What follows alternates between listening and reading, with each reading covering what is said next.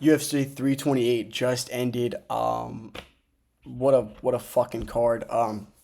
Top to bottom, it was just almost all good fights. We had some snooze fest every now and then, but let's just get it started with the main event. It was incredible. I thought all around, I thought there was gonna be more beef, more I didn't less sportsmanship coming from both, just because all the things people said, but. Nonetheless, classy by Chimaev by wrapping the belt around Strickland. Um, but honestly, man, it was such a good fight. First round, Khamzat really showed what he's made of. I the takedown within the first 15 seconds. It looked pretty easily. Shot a good double leg, hugged him up against the cage a couple times. But second round came and Sean really showed that he was built for this and he was made and the odds were bullshit. He stand and banged a couple times and he did a good job keeping that jab steady the whole entire time. And Hamza didn't look terrible on the feet, which he's not. So I'm not too surprised by that. But Sean just looked great, man.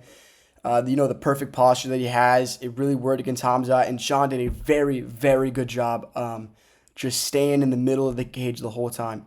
Because that's the only Hamza doesn't shoot when you're in the middle. He shoots when you're in the back on your back foot, going backwards, and then gets you up into the cage. That's his whole entire game plan.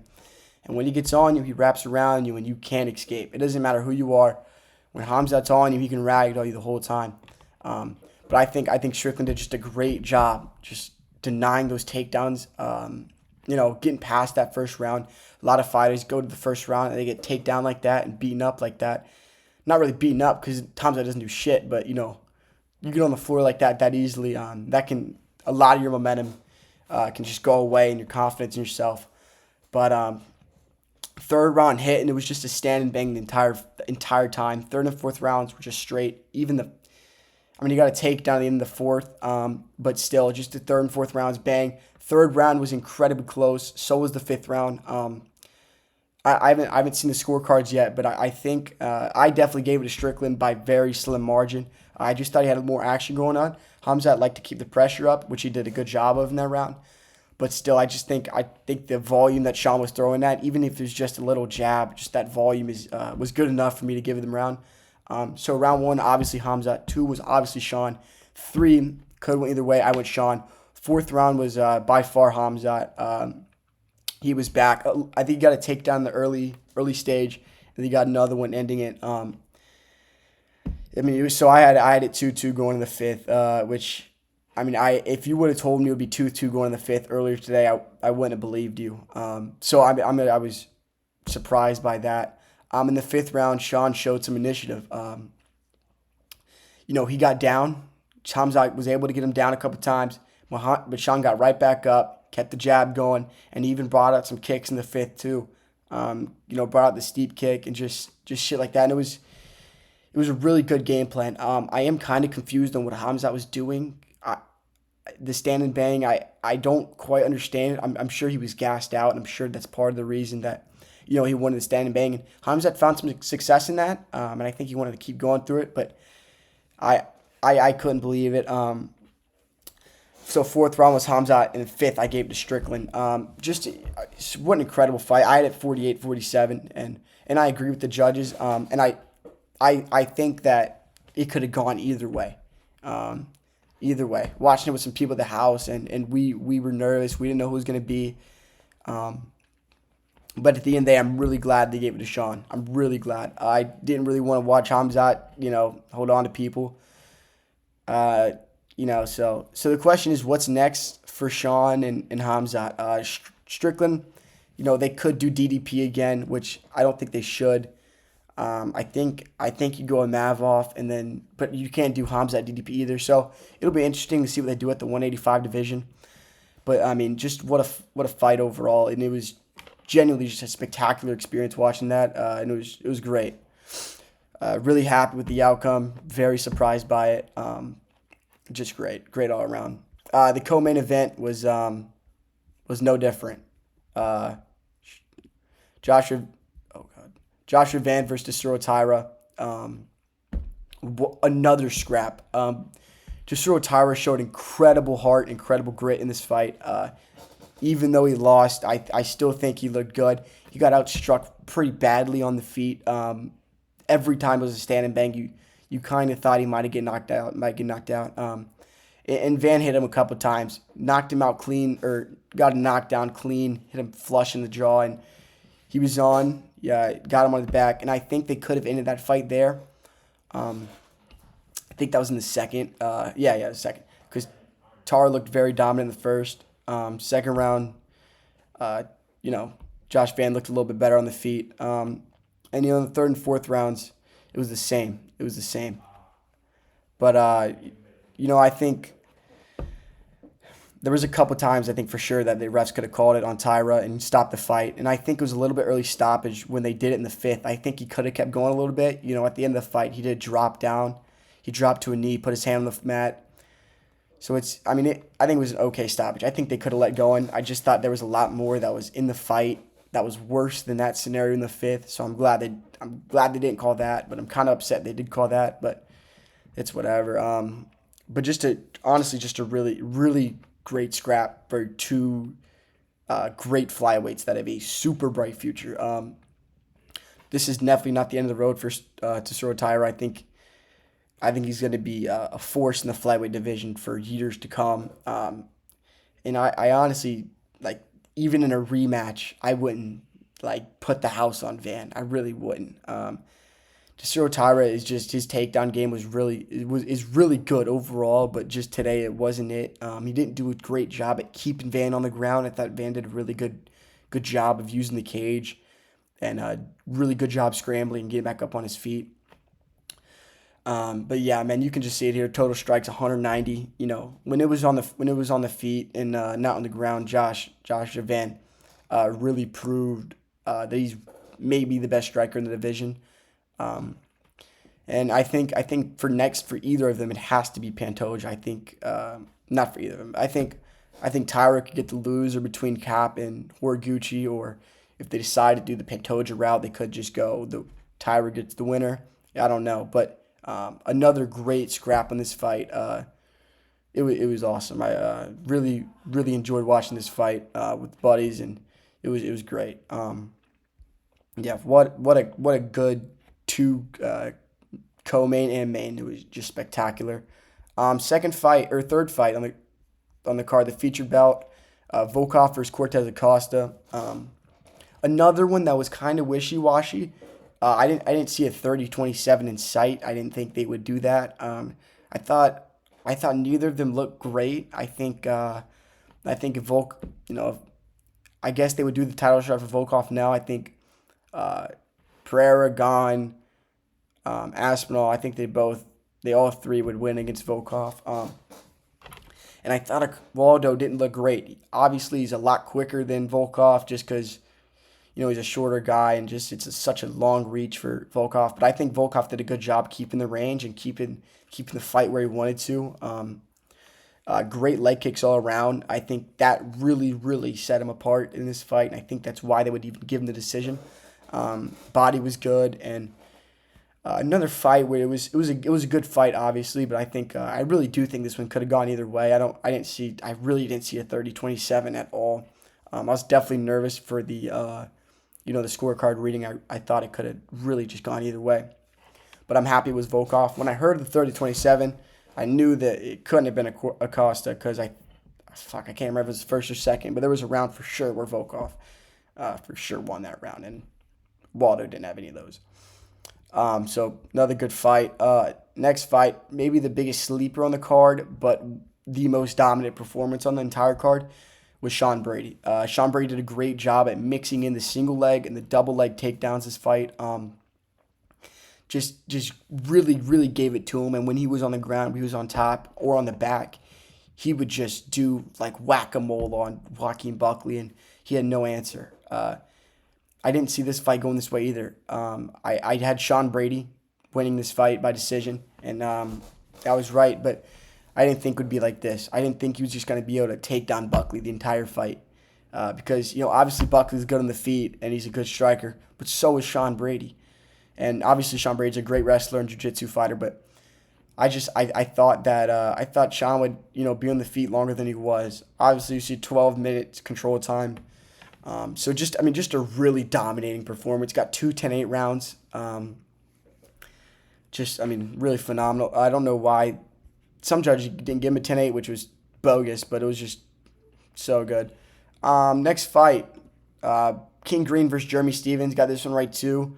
I said Jeremy Stephens was going to be a punching bag for Bobby Green, and that's exactly what he was. Jeremy Stephens just couldn't get anything going here. King Green, Bobby Green was doing a great job at mixing up a little bit, and then also just, obviously he's a cocky ass fighter, but he did a great job keeping his confidence up and landing back-to-back strikes like he did. I thought Jeremy Stephens might be able to catch him in the chin. I thought there was a chance because Bobby Green likes to keep his chin in the air, but again, just great job by Bobby. Another phenomenal fight. It was a great fight to start the card off. But yeah, I think it was a good performance for Bobby. I don't know what's next for him. For Jeremy Stephens, maybe the Bahamas, or maybe try something else, because I don't really got much for you, big dog. I was also surprised seeing King Green get a submission here. That shocked me, but I thought it was going to be by knockout, but I think King Green really just wanted to show that he's versatile and that he can really just mix it up anywhere, on the ground, on the feet. And he did a good job doing that this fight. Yeah, that's it for the main card. Then we got Tiba Gattier versus Ozzy Diaz. Didn't really think this was going to, go anywhere else. He had a great game plan, maybe a little bit early stoppage, but like I said, you can take down the line with your hands against a American, Mexican, whatever you want to call Ozzy Diaz. I'm going to pick you every time. So that was great. I don't know. I think Atiba Gattier is going to be good in the division, but I don't see it. I just don't see him. I want to see how he's really going to do against a wrestler. I think they're just still giving him layups after layups against these fighters that they just know he's better than stylistically, and they just know he's going to win. I want to see him get a real test in this division, and I want to see what he does with the pressure and against someone who's moving up and against someone who's mixing up well. Because Diaz did none of that. He looked like a bag of bricks. So, I want to see Gattier against a real test, but that will have to do. Another one, Yoel Alvarez versus Amoslav. I don't know. Slavy looked great. He looked like he'd be a real contender in this division at 170. There's not a ton of wrestlers that in this division, but I think he's going to be a really good one. I want to see him get a harder test. I want to see him against someone who is a little better than Alvarez. Obviously, he's a phenomenal striker and can really mix it up. But Amoslav did a great job just doing what he wanted and keeping the fight where he wanted, and keeping the pace that it was at too, and just overall just a great job. And he hit a nasty slam on Alvarez, ragged him like a dog, and then a nice choke at the end there to finish it off for him. But yeah, great performance. I really do think this guy from Ukraine is phenomenal. I think he has got a real chance to be a force in this division at 170, and I don't see a lot of people who could beat him. I really don't. He's just looked great. Next fight, we got Grant Dawson versus Rebecki. I thought that maybe Rebecki's pressure would get to him a little bit, but it really didn't. It really didn't matter. I thought Grant Dawson also did a great job mixing it up a little bit. He did a good job scrambling and keeping that control where he wanted. Only had one takedown, which is shocking, but still, he had a great game plan going into it. And in the third round, Rebecki initiated the takedown, which was retarded. I think it was stupid and just sold the entire fight. I don't know why you would ever want to scramble or even get in a situation like that with Grant Dawson. He tried to take the top and maybe I think put him in half guard, but it just Grant Dawson was able to get around the guard so easily and just do what he wanted with them. I just thought it was really dumb. And I'm sure a lot of other people think that's dumb too, but yeah, just retarded, to be honest. He sold his fight. But yeah, man, next up we got Jim Miller, 45-year-old Unk. Honestly, just a really, really good win for him.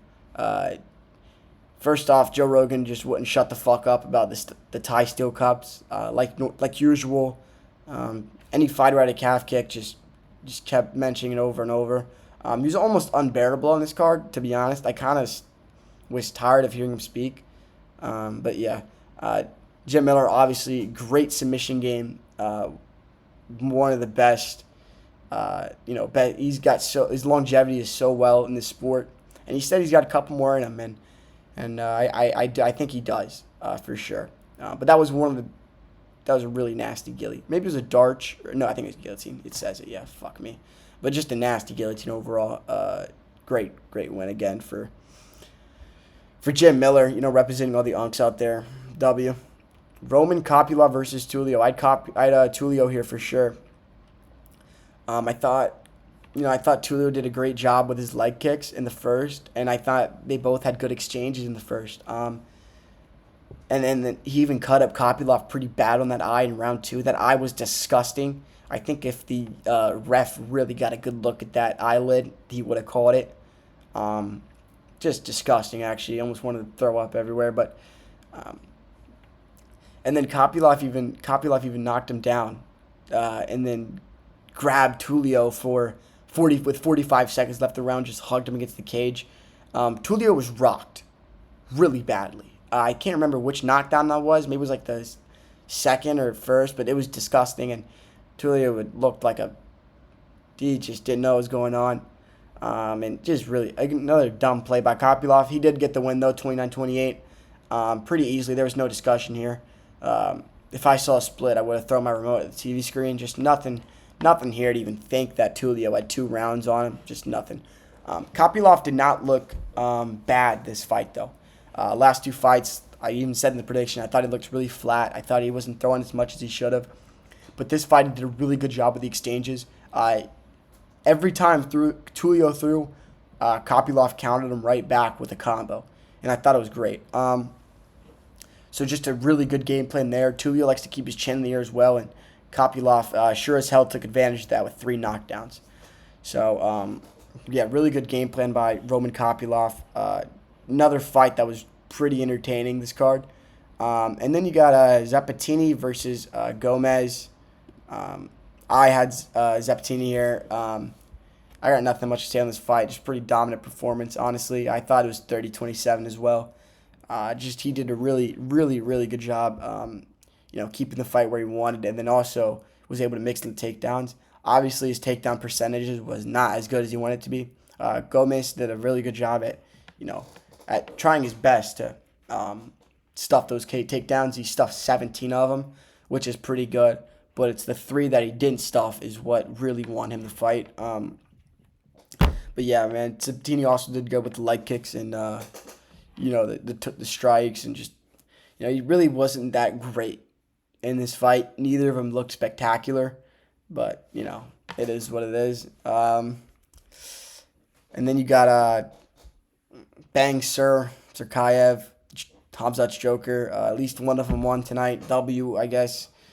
But I got nothing much to say here. He looked pretty dominant. He's shit. He's good. He's good. That's really it. And then finally, Clay Carpenter versus Jose Ochoa. I had Ochoa in this fight. Again, another really dominant performance here. 27-30s. I think I called 27-30. Just better all around. Obviously, Carpenter has finishing potential, but he did not show that in this fight. He just didn't look great. Jose Ochoa did look great, though. However, he looked really good, and I think he's an interesting contender for the lightweight division. I think there's some fights that could be really interesting with him. But yeah, I don't really got much to say about this fight. But I mean, it was good. Most of these fights are great. I'd probably give this card like an 8, maybe an 8.5 out of 10, 8.5 out of 10. But I mean, just a really really good main event, really good co-main, some good prelims, um, and then some good feature fights as well. I think stylistically this card was built great. Jersey was loud, I think, and now I don't fuck Jersey, but they were dope, for sure. But yeah, man, thank y'all for watching. Great card, great card. I mean, I can't believe that Strickland won. I'm in shock. I'm in utter shock. I didn't see that coming at all. But yeah, thank y'all for watching. Subscribe and like, and I'll see you on the next one.